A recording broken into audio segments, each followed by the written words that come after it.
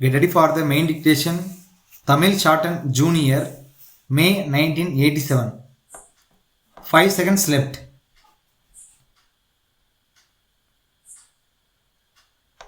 Start. மாண்புமிகு மேலவை தலைவர் அவர்களே, தமிழகத்தில் 7வது ஐந்தாண்டு திட்டத்தில் ஏறத்தாழ 10 சர்க்கரை ஆலைகள் வர இருப்பதாக அறிவிக்கப்பட்டிருப்பது பற்றி மகிழ்ச்சி அடைகிறேன். அந்த சர்க்கரை ஆலைகளை கூட்டுறவு துறையிலோ அல்லது அரசு துறையிலோ அமைப்பதுதான் சரியாக இருக்கும் என்பது என்னுடைய கருத்து. விவசாயிகளின் விருப்பமும் அதுவேயாகும். சர்க்கரை ஆலைகளை பொறுத்தவரையில் ஒரு காலத்தில் சர்க்கரையை விற்று அதனால் கிடைக்கிற வருமானம் போதுமானது என்ற நிலை இருந்து வந்தது. வளர்ந்து வருகிற இன்றைய சூழ்நிலையில் சர்க்கரையை மட்டும் விற்று விவசாயிகளுக்கு பணம் கொடுப்பது என்றால் நிச்சயமாக கட்டுப்படியான விலை கொடுக்க முடியாது. ஆகையால் சர்க்கரையை உற்பத்தி செய்வது மட்டுமல்லாமல் அதனோடு தொடர்புடைய உப தொழில்களுக்கும் ஏற்பாடு செய்ய வேண்டும்.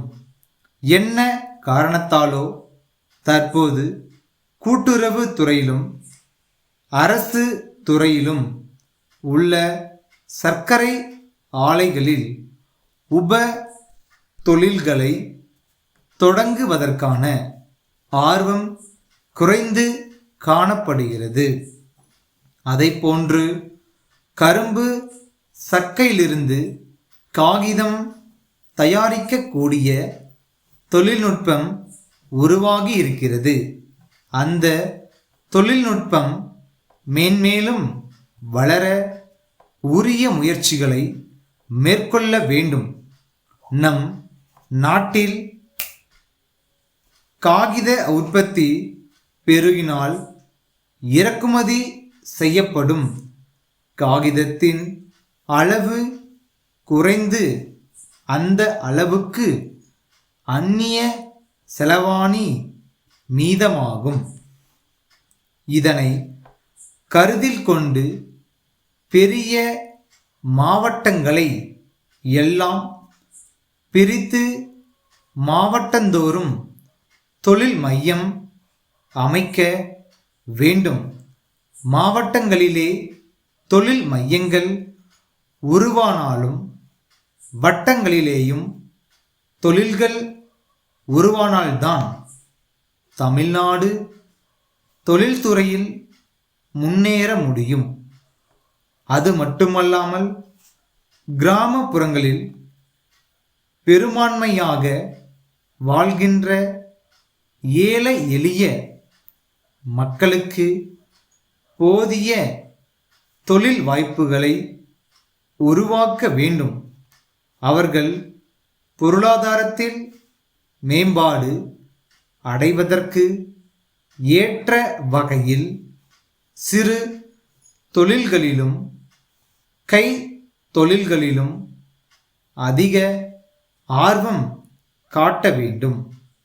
குறிப்பாக படித்து வேலையின்றி இருக்கும் இளைஞர்களின் வேலையில்லா திண்டாட்டத்தை போக்குகின்ற வகையில் சுய வேலைவாய்ப்பு திட்டங்களுக்கு முன்னுரிமை அளிக்க வேண்டும்.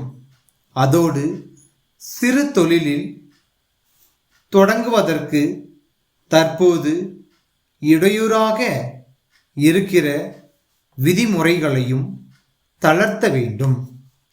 எல்லாவற்றிற்கும் மேலாக தொழில்துறை முன்னேற்றத்திற்கு அடிப்படையான மின்சாரம் தடையின்றி கிடைக்க ஏற்பாடு செய்ய வேண்டும் என்று கேட்டுக்கொள்கிறேன்.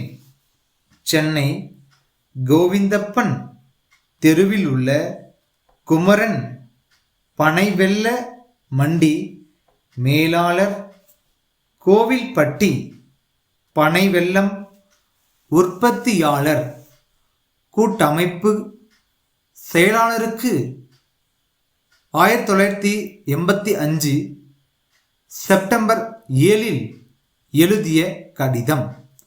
அன்புடையீர், தாங்கள் அனுப்பிய கடிதம் கிடைத்தது.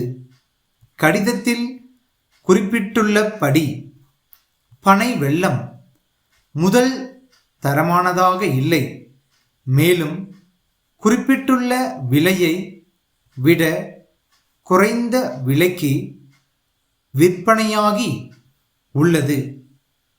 தங்களின் தரக்குறைவான சரக்கின் காரணமாக எங்கள் நிறுவனத்தின் புகழுக்கு களங்கம் ஏற்பட்டுள்ளது.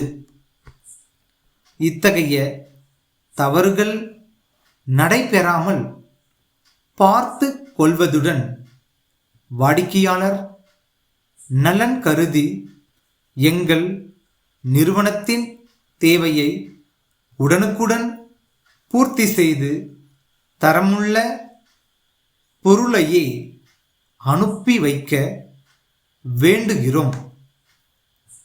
அவ்வாறு செய்ய தவறுவீர்களானால் தங்கள் அமைப்புடன் உள்ள தொடர்புகள் யாவற்றையும் நிறுத்த வேண்டிய நிலைமை ஏற்படும் என்பதை தெரிவித்து கொள்கிறோம்.